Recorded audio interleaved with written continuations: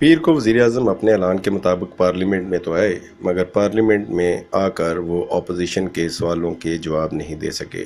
یہی آج سے 4 دن پہلے اپنے سیاسی تجزیے میں آ، آ،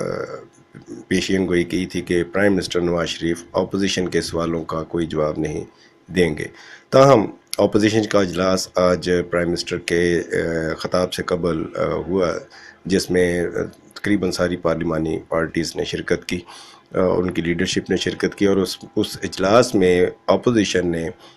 جو ایک فیصلہ کیا تھا وہ ایک قسم کا پرائم منسٹر کو واک اوور تھا پارلیمنٹ میں خطاب کے حوالے سے۔ اپوزیشن اس بات پر متفق ہوئی کہ وزیر اعظم کا خاموشی سے تسلی سے جواب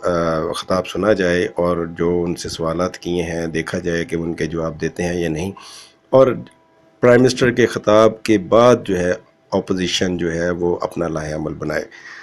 پرائم منسٹر نے اپنے خطاب میں جو لندن کی جائیداد ہے اور آف شور کمپنیاں ہیں اس کے حوالے سے تو کوئی واضح جواب نہیں دیا، تاہم انہوں نے دبئی میں اور سعودیہ میں جو ان کی فیکٹریاں تھیں اس کو ذریعہ بتایا لندن میں پراپرٹی خریدنے کا، مگر اس حوالے سے وہ ڈیٹیل میں نہیں بتا چکے، کیونکہ جو فلیٹس خریدے گئے ہیں وہ 94، 93 اور 2005 میں خریدے گئے ہیں، اور اس وقت تک شاید جو ان آف شور کمپنیوں کے مالکان ہیں حسین نواز، حسن نواز اور مریم نواز، وہ کفالت میں زیر کفالت تھے پرائم منسٹر کے، اور پرائم منسٹر نے کوئی واضح طور پر کوئی ایسے ڈاکومنٹ پارلیمنٹ میں پیش نہیں کیے، گو کہ انہوں نے اپنے ٹیکس کی حوالے سے فائل جو ہے وہ اسپیکر کے سامنے پیش کی، اور اسمبلی کے ریکارڈ کا حصہ بنوایا، جو ایف پی آر میں وہ ٹیکس ادا کرتے رہے ہیں اس حوالے سے، مگر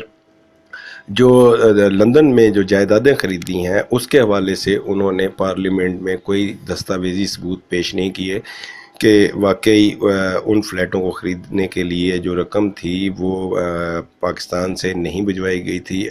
اگر وہ رقم سعودی عرب سے بھجوائی گئی تھی یا دبئی سے بھجوائی گئی تھی تو وہ کس طرح ٹرانزیکشن اس کی ہوئی، یہ ابھی تک طے ہونا باقی ہے۔ اپوزیشن نے پرائم منسٹر کو خطاب کا موقع دیا اور واک اوور دیا، انتہائی سکون کے ساتھ وزیر اعظم کا خطاب سنا گیا۔ اب ایک دفعہ پھر گیند جو ہے وہ گھوم کر وزیر اعظم کے خطاب سے جو ایک اپوزیشن نے جو گیند ان کی طرف پھینکی تھی، اور جو پرائم منسٹر نے جوڈیشل کمیشن کے لیے چیف جسٹس کو خط لکھا تھا، اور وہ بھی باؤنس ہو کے واپس پرائم منسٹر کے کورٹ میں آ گیا۔ پرائم منسٹر کا اپنا خطاب بھی واپس اب ان کے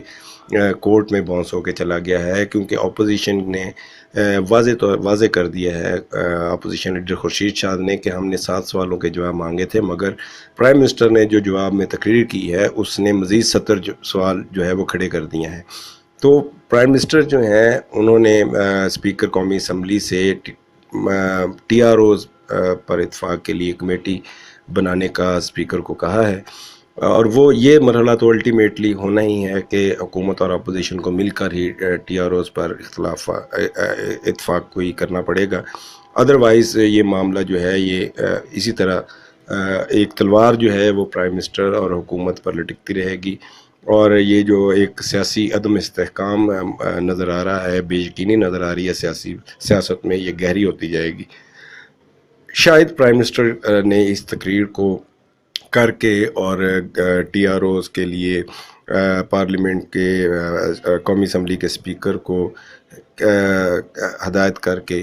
شاید بجٹ تک اپنے آپ کو جو ہے وہ اس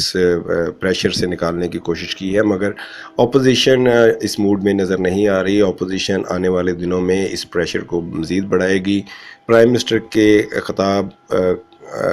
سے پہلے اپوزیشن نے یہ ایک اتفاق کیا تھا کہ جب تک پرائم منسٹر آ کے سوالوں کے جواب پارلیمنٹ میں نہیں دیتے تو وہ پارلیمنٹ کے دونوں ایوانوں سے بائیکاٹ کریں گے۔ پرائم منسٹر اب خطاب کر چکے ہیں، اب آئندہ کا لائحہ عمل اپوزیشن کل بنائے گی، اور لگ یہی رہا ہے کہ اپوزیشن جو ہے وہ نئے لائحہ عمل میں جو پارلیمنٹ کے اندر پروٹیسٹ سلسلہ ہے وہ اس کو جاری رکھے گی، اور ٹی آر اوز پر جو کمیٹی بنے گی اس میں حکومت کو ٹف ٹائم دے گی، اور اس کے لیے مزید سوالات بنائے گی، اور پرائم منسٹر سے مزید سوالات جو ہیں وہ پوچھنے کے لیے پارلیمنٹ کے فلور آف دا ہاؤس کو،